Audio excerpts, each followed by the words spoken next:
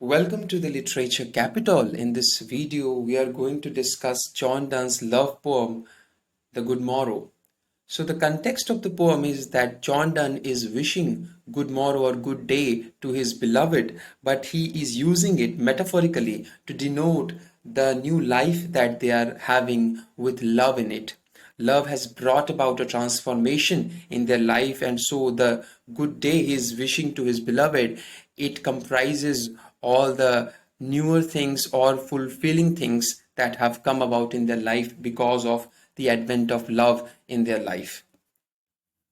So in this poem, we have three stanzas of 7 lines each. The rhythm followed here is iambic pentameter for the first 6 lines, and for the seventh line, John Donne has used iambic hexameter.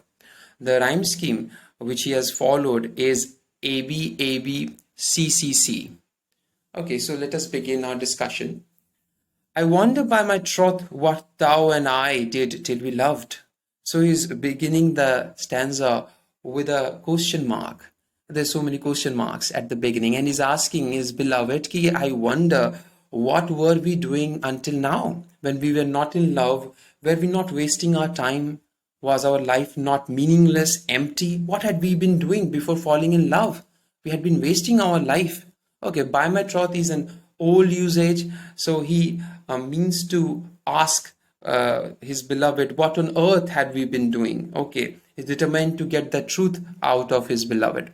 Were we not weaned till then? So weaned is that event when a child is given its first food apart from the mother's milk that he has been getting so far. So he's saying that we were living our life like childs. We had not matured enough. We were just babies. Okay, now that we have got our life, got our love, we can now say that we have evolved into adults. Were we not weaned till then? It's a rhetoric, okay. But sucked on country pleasures childishly. So we were so short sighted, we were so myopic to believe that all these pleasures that we are getting are the pleasures that we are born for. No, there are greater pleasures which we have discovered by coming in contact with each other, okay, through love.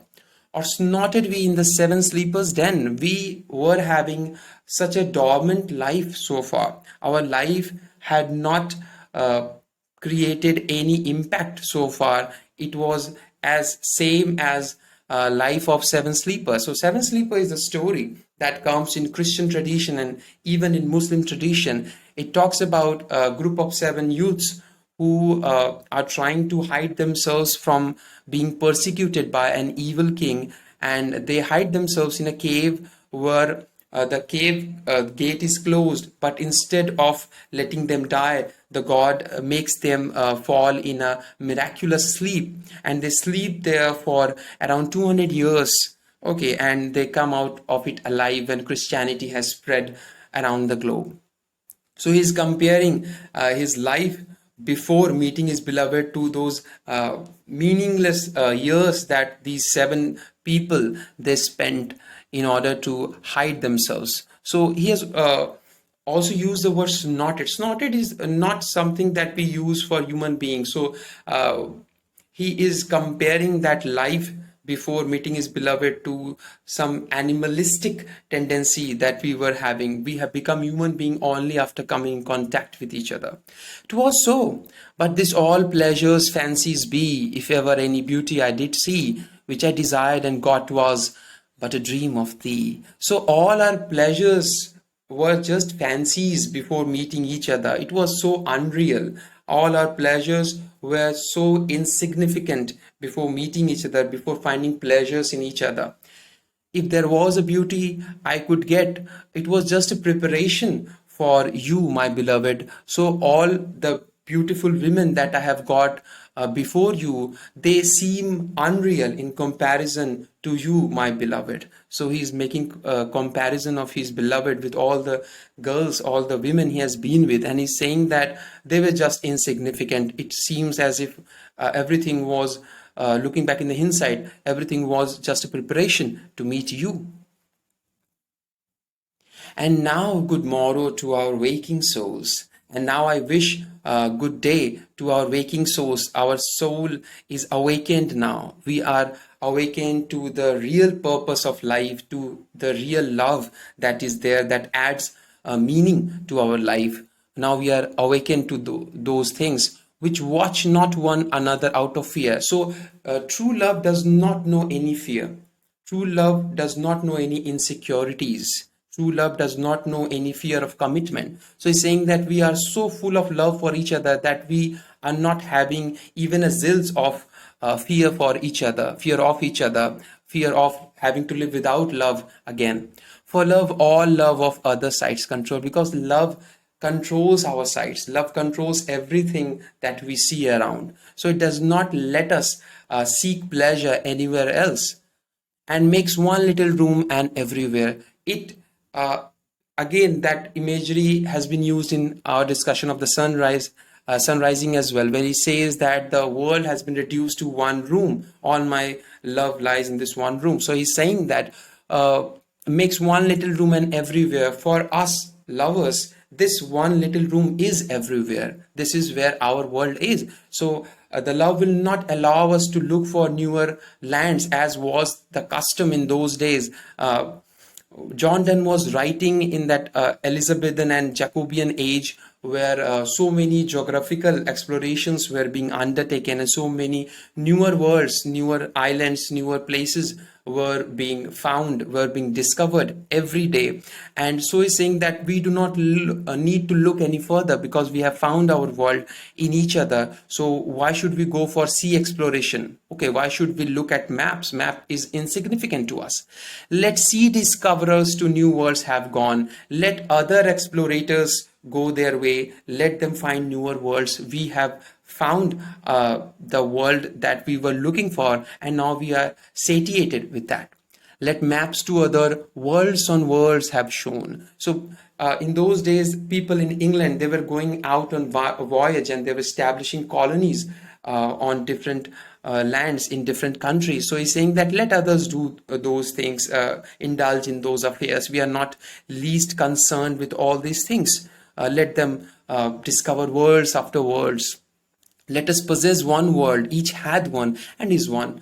Such a beautiful line, such a beautiful explanation. Also notice that the last three lines use anaphora. So these three lines begin with this common word let. So this poetic device is called an anaphora. He's saying that we possess each other, so we are the world to each other, but in actuality, we are one world. We are together. We are always meant to be taken together. So for each other, we are the world. So we are two worlds, but all these two worlds merge into each other, because we merge into each other, because we have love in between. My face in thine eye, thine in mine appears. So I hold your face in my eyeballs, you hold my face in your eyeballs, and we look at each other. And true plain hearts do in the faces rest. The plain heart is exhibited in the faces, in the expression. By using the word plain, he does not mean to say that the heart knows some commonplace love. All he means to say that the heart is unadulterated. It is plain, it is pure love that one can see in faces of each other when one is in true love. Where can we find two better hemisphere?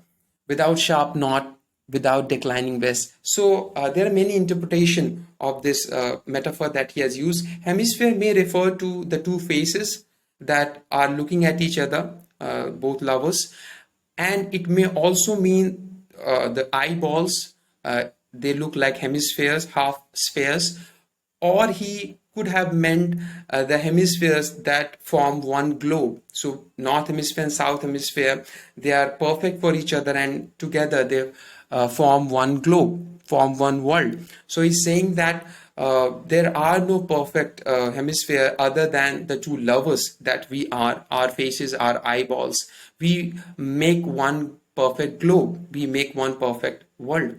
Without sharp knot, without declining west. Now here as well, we need to delve deeper into the connotation that these words bring. Sharp north refers to that cold, chilly part of the North Pole, those were being explored in those days. And declining west means the direction where the sun sets. So he's saying that in our world we do not have that chilly cold, we do not have that winter, and in our world we do not have declining west, we do not have that sunset. So winter and nightfall, these two images are generally associated with mortality. So he's saying that we do not have things that are associated with mortality, with death. So our world is so perfect that it does not have any connotation of death or any connotation of end. Whatever dies was not mixed equally. Whatever has imbalance, it it does not survive because of that imbalance. Whatever is balanced, it is meant to survive. It sustains for long.